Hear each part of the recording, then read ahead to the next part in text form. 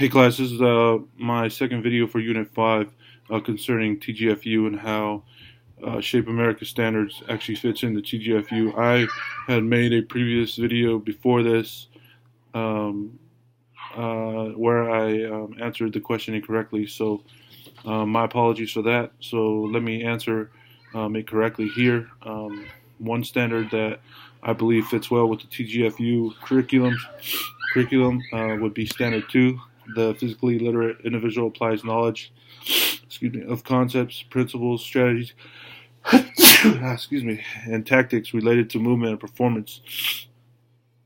I believe this fits well with the TGFU curriculum because it forces, in the TGFU model, what you can do is you could have students play.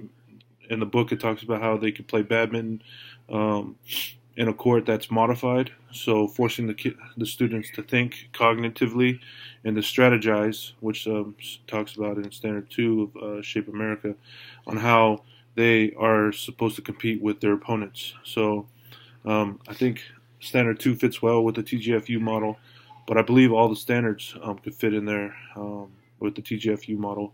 But I find it very interesting because you start with what most teachers would use for their final product in teaching lessons, because usually you build up to, let's say, gameplay, but where in the TGFU model, you could throw the students right into a game, modify on the game, like how the book talks about badminton, how they modified the court, so students had to develop and think cognitively different ways on how to serve, different ways on how to defend.